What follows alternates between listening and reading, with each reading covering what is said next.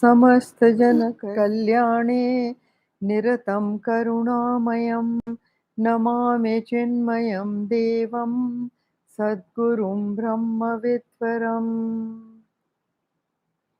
वसुदेवसुतं देवं कंसचाणूरमर्दनं देवकी परमानन्दं कृष्णं वन्दे जगद्गुरुं कृष्णं वन्दे जगद्गुरुम्.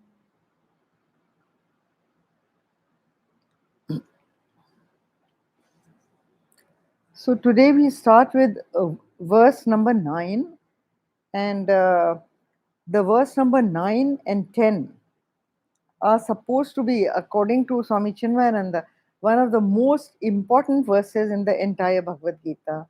So today I will be doing just these two verses. And these two verses, he used to say that if the entire Gita vanishes, if even the Upanishads are not available, if just these two verses are there, Hinduism will still survive, because the crux of Hinduism is in these two verses. The crux of Vedanta is in these two verses. So they are very important verses. Now here, the Gitacharya changes the meter, because I have told you before that whenever the meter is changed, since this was an oral tradition and teaching was given out just orally, and not books and all were not available. So whenever the teacher wanted the student to pay attention, students also start getting a little bit lulled into a kind of a slumber if the teacher is speaking monotone. So the teacher wants the student to sit up and notice, so they would change the meter of the song, and suddenly the student says, oh, and he wakes up. So here it is. Kavim Puranam Anushasitaram Anuraniyan Samanusmaridya Sarvasya Dhataram Achintya Rupam Aditya Varnam Tamasa Paratstat. Whosoever meditates upon the omniscient, the ancient, the ruler of the whole world, the minuter than the atom, the supporter of all, of form inconceivable, effulgent like the sun, and beyond the darkness or ignorance. Now just imagine, whosoever meditates upon.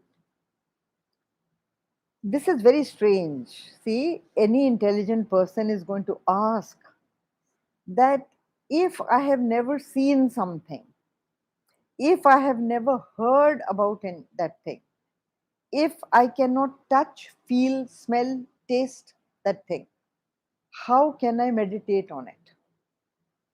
Meditation means deeply thinking about something in an uh, absolutely unidirectional mind, with a unidirectional focus, thinking about something. Now then, here, all these definitions that are given over here, there are many definitions given over here. So there are 8 in all. So all these are definitions of consciousness, definitions of the pure Param Brahma. Okay? Now, how then, with the same breath, Gurudev used to say, the teacher, without even washing his mouth, is giving a description and saying also that it cannot be described. Think about it. Here, look at this. It is so interesting. He says inconceivable, indescribable, the support of all, ruler of the world, minuter than atom. Minuter than atom means you can't see it. Right? He says omniscient. He knows everything. And what? The ancient. Ancient Purana means before time began. Now look at all these attributes. This is before the birth of time. the all-knowing principle, the knowledgeable principle. Even even अपना गुरु ग्रंथ साहब जी में लिखा है अकाल मूरत, you know, in the मूल मंत्र, अकाल मूरत. What is that? The same thing. Akal Murat means beyond time, that which is beyond time. Even the Sufis, you know that Sufi song? न जमी जब ये थी न आसमां कुछ न था, न ये था न वो था. He just goes on कि कुछ भी नहीं था, तो तू ही तू, तू ही तू, तू ही तू था. That is how the Sufi song goes, right? So here it is beyond time. Beyond time means Anadi Anant. Anadi Anant is also the same thing as beyond time. Anadi means that which is beginningless. Something that is beginningless is also endless, has to be endless. You don't know where it began. Even the concept of time, I have, in my previous talks, I have explained this many times, but for people who are listening for the first time, I am explaining again that even the first unit of man-made time is called a second, not the first. It is called a second because nobody knows the first. Even when you put your first foot forward, you must be standing somewhere else before that. So how can that be your first foot? Only when you lift your second foot and put it on the third step, you can see the first footstep. But before the first footstep, you have been standing somewhere. So this concept of time, then also understand the concept of time. ये जो है ना Purana means very very ancient, so ancient that nobody remembers the beginning, nobody knows the beginning. Was there ever a beginning? That is the true meaning of Purana. तो जब beginning ही नहीं पता, तो beginning आपके दिमाग में, no matter how far back you go into history और research, it has only to do with your memory. It has no existence apart from your memory. It is not there. Similarly, future. When you think about the future, you think about the future. And thought itself is temporary. So when thought is temporary, what is the future? It's an imaginary thing. There is no future. So there is no past, there is no future. And then the only thing that you say is the present. When you say, I am in the present, the sentence has already gone into the past. That moment that you said, I am in the present, has already become past. So that is an imaginary line turning the future into the past, future into the past. So much for Purana. Now, Kavim, you must understand that this word Kavi today means a poet. Okay. Now, here, this word poet, it is, it does not mean poetry, but it means a very wise and knowledgeable person. He was known as Kavi. And since all these ancient rishis used to give out their knowledge in poetic terms, metaphorical terms, giving similes in very flowery language, giving very flowery examples, therefore they were known as kavis. But Kavi does not mean poetry writers. Kavi was the known as a person who was very, very erudite, a scholar, a researcher, and very knowledgeable. He was known as Kavi. So it is now omniscient. Kavi here means omniscient, means the all-knowing principle. the one because of whom knowledge is possible. See, how do you gain knowledge? You gain knowledge when your senses are at work. They judge everything. उसका colour yellow है, उसका उसकी smell रोज जैसी है, उसका test मीठा है, उसका साउंड ऐसा है. So these are your organs of collecting knowledge, perceptive organs of collecting knowledge, right? But and also then they send messages to the mind sends a message to the intellect analyzes everything, and then you gain knowledge.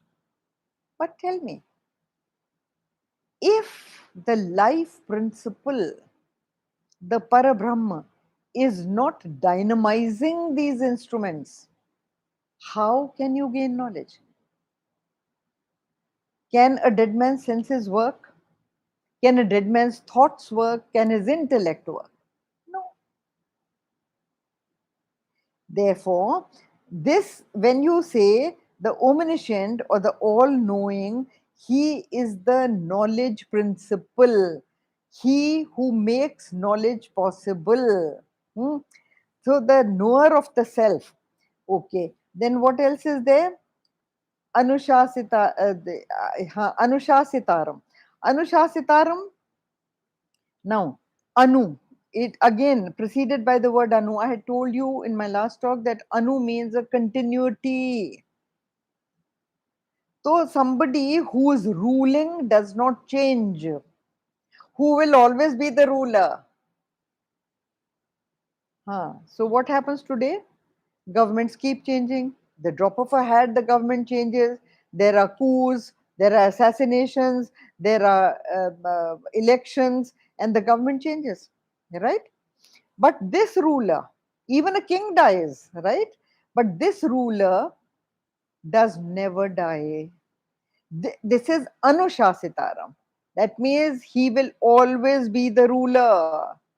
Without his diktat, nothing will happen. The ruling is continuous, it does not change. So, Anushasitaram. And then it says, Anushasitaram, okay, the ruler of the world. That is why, Ishan, the word Ishan means the ruler of the world. So, he is the Ishan. And then here it says, Anuraniyam. Anu is atom. Okay, Anu is atom. Now, atom is the smallest, absolutely smallest unit which you cannot see unless you have very, very powerful instruments to see it. Okay, so this is smaller than the smallest. All these words have come from the Upanishads. All these have our Upanishad definitions. So when we see, it is like this.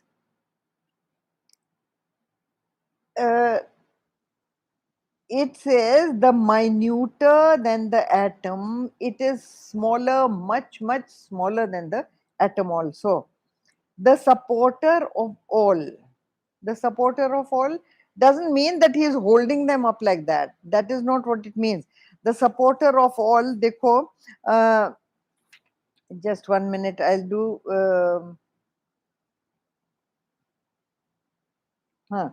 After being the presiding deity, of course, Anushasitaram, you come to the knowledge principle. Of course, we've done that. And then Anuraniyam, very, very subtle. It is extremely subtle.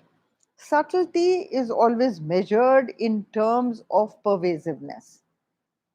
The more pervasive the thing, the more subtle it is. Okay, the more pervasive, the more subtle it is. How pervasive it is? Dekho, I'll give you an example of water. Okay, water is more pervasive than a clump of clay. A clump of clay is limited, water spreads all around. Okay, Now, just take, supposing you take just water, the example of water. When it is frozen into ice, that is the grossest form of water. So it has a form, right? It has a form, it does not spread. It has a shape. It is limited to that shape. Okay, you heat that a little, so it becomes water. Now, water is much more pervasive than the ice cube, and it is formless. It can go in any direction where the ice cube cannot go. So water is more subtle than the ice cube. Now, when you heat the water, it becomes steam, right? Now, steam is much more pervasive than water. Water can only flow from the higher to the lower. The steam rises higher and spreads into the sky. We all know, right? So then you cannot, you can hold an ice cube, you can touch the water, and the steam is beyond you. So more subtle is more pervasive.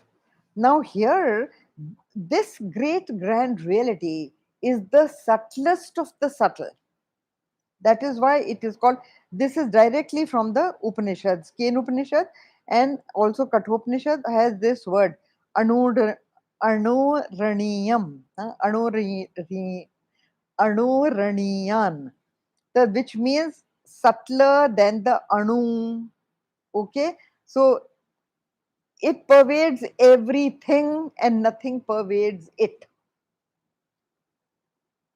अब इसको देखो कैसे कहोगे. It pervades everything.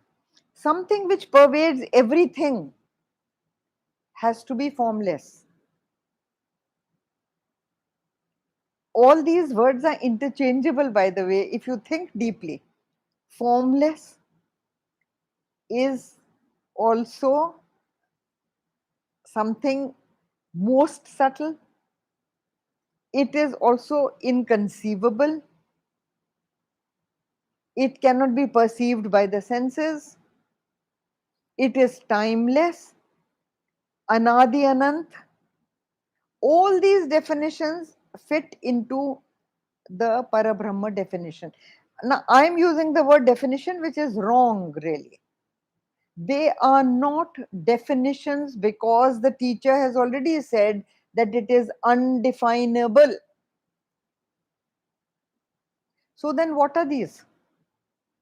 Gurudev used to say that these are only pointers to the great grand truth. They are pointers and pointing in one direction. My finger becomes a pointer to point at the tree over there. The tree is the pointed, my finger is the pointer. So the pointer is not the pointed. It is only directing your gaze to what is being pointed. So all these are not really the definitions of the Supreme. The Supreme is not definable. But when you think in these directions, you get at it. Okay? He says it is unknowable. It is a principle which cannot be known. Now then, how can it not be known?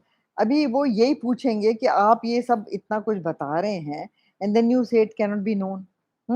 Now here, आप see, he is giving you the example of the sun. ये देखो, Aditya Varnam. Dhataram, he is saying.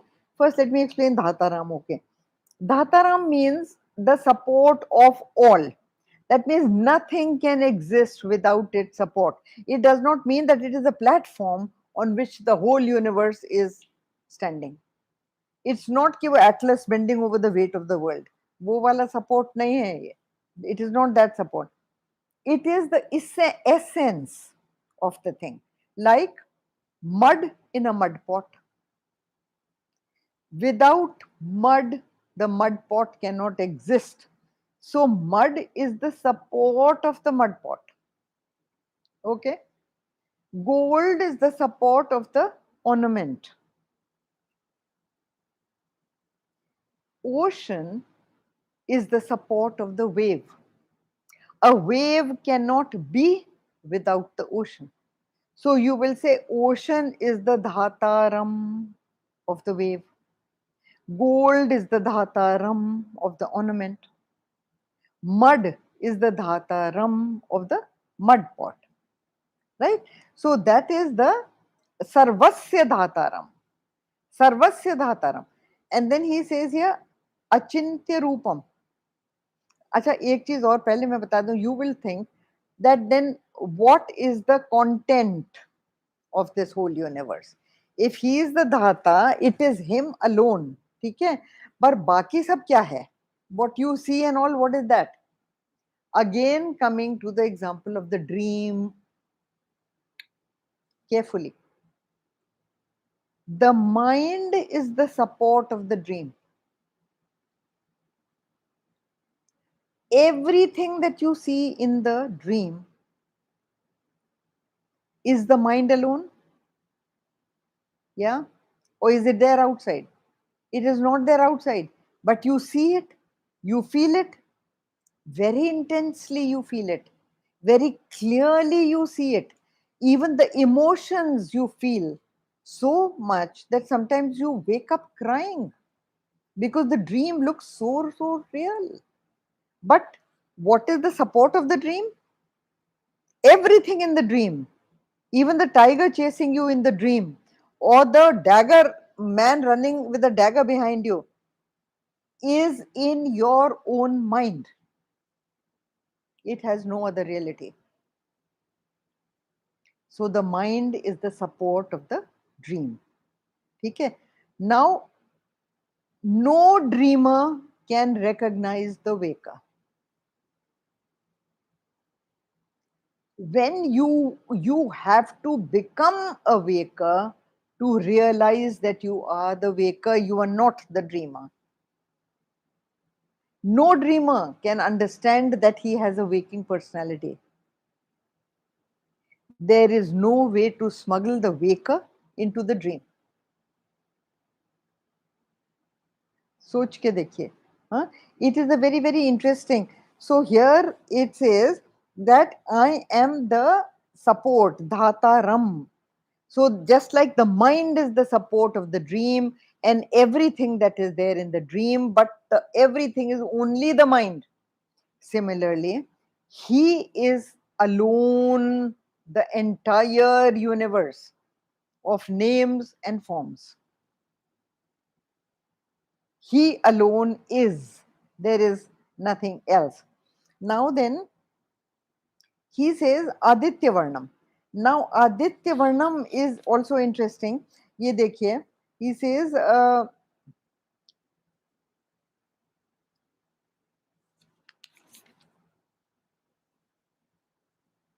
Aditya Varnam, okay, of the nature of light. Of the nature of light itself. That means pure awareness.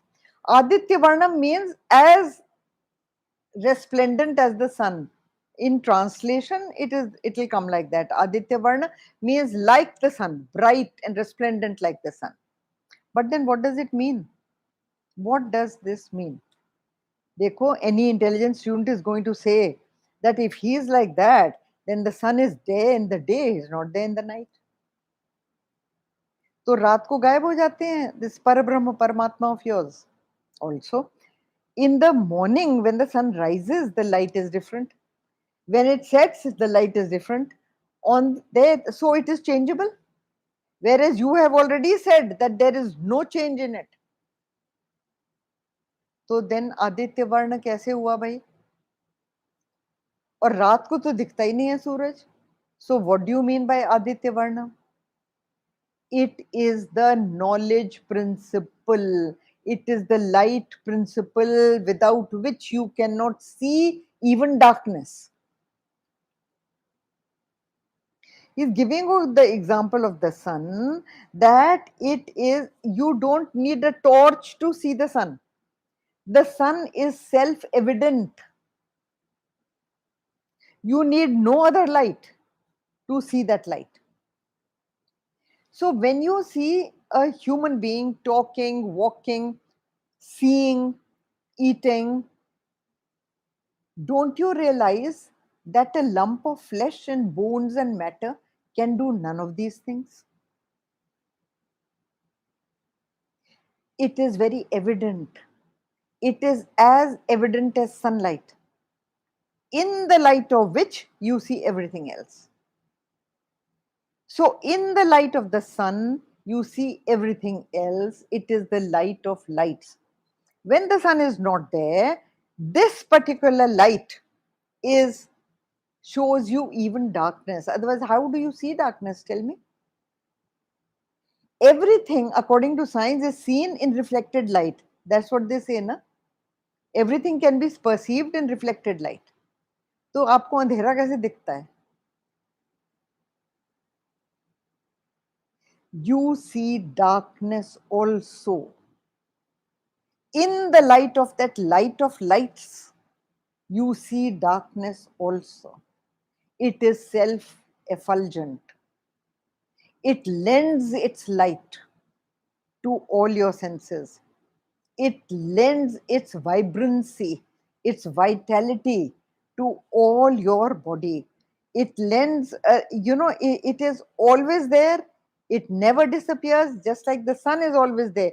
You may see it or you may not see it because the earth is turning, but the sun is there. If a cloud covers the sun, it does not mean that the sun has disappeared. The sun is there. Your capacity to see the sun has gone. A dead man does not see the sun. That means the light of lights is not enabling that lump of clay to see the sun. That is how Aditya Varnam. Now you say that when you say कि ना वो दिखता है, ना वो perceivable है, ना वो knowable है, तो is this some kind of a mad mission to go after trying to know something that you will never know? The student obviously is looking at the teacher with doubt that आप तो खुद कह रहे हैं ये तो जान सकते ही नहीं है, तो how do you know? Now the teacher is saying achintya rupam. Achintya rupam means that which cannot be known as an object. Carefully, achintya rupam is that with all your imagination you cannot visualize it, because it is not an object to be recognized or seen. Our mind and intellect is in the habit of only recognizing that which you have heard about, which you have seen. This is something you have never seen, isn't it? So that is why achintya rupam cannot be known as an object. So then how can it be known? The question again arises. The student is going to ask that, sir, what are you talking about? If it can never be known as an object, how else do I get to know? What is the way of trying to get to know? He says that, see, uh, with deep devotion, with total identification, with total love, with total selfless love, when you negate all the instruments of knowledge, you negate all matter, which is even your body, where there is the death of the individuality, it is suddenly known. You suddenly know it. There are many things. How do two people get to know love? Two lovers have not told each other that they love each other, but they know. How do they know? They get to know, because love, selfless love, there is so much of identification. Here, when he says devotion, devotion does not mean that cheap thing of tali bajao and bhajan gao wala devotion with tears streaming down your eyes. That is not what he's talking about over here. The devotion he is talking about here is what Shankara also calls complete identification, complete cessation of thoughts. Like, see, I'm giving you a quote from Eckhart Tolle, which I give to my old students also, that spiritual awakening is awakening from the dream of thought. Very interesting. Awakening from the dream of thought.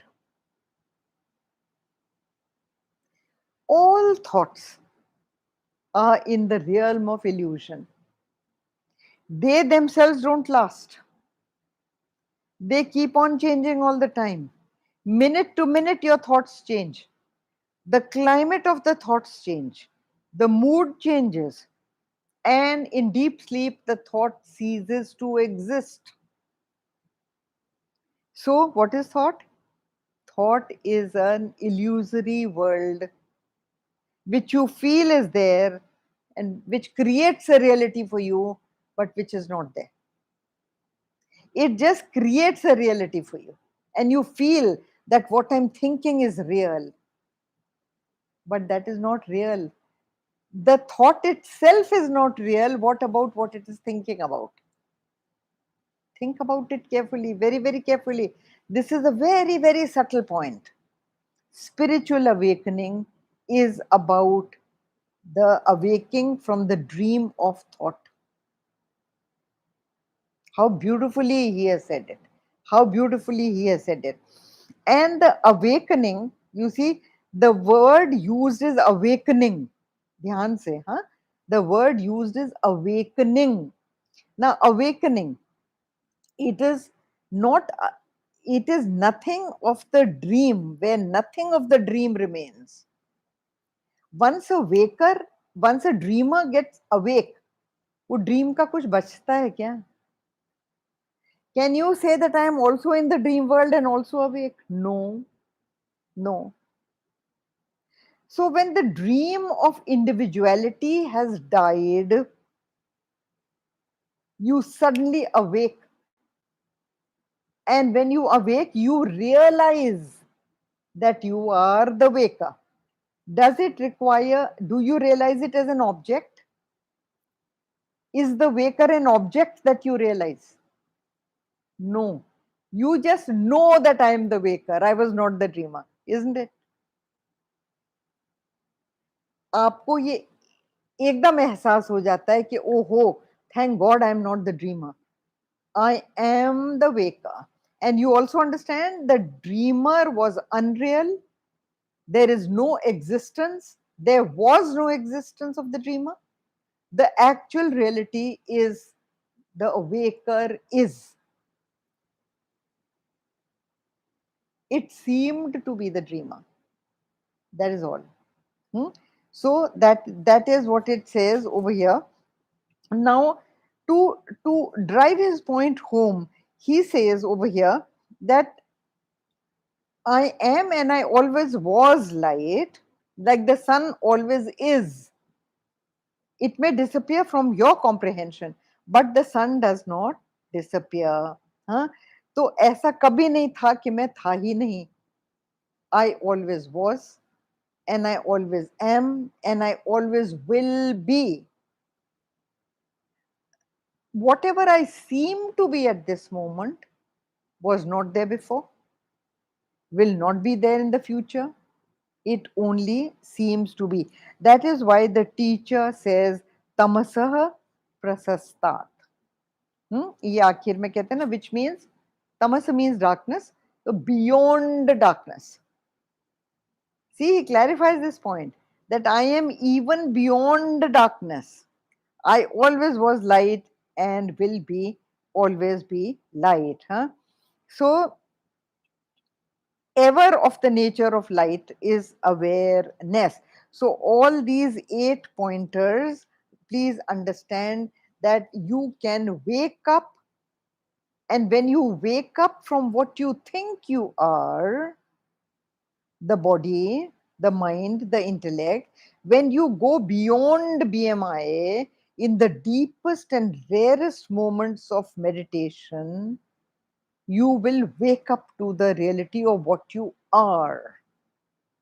It is not an object to be known. तो ये tamasa parastat achintya rupam aditya varnam. Okay, this we have done.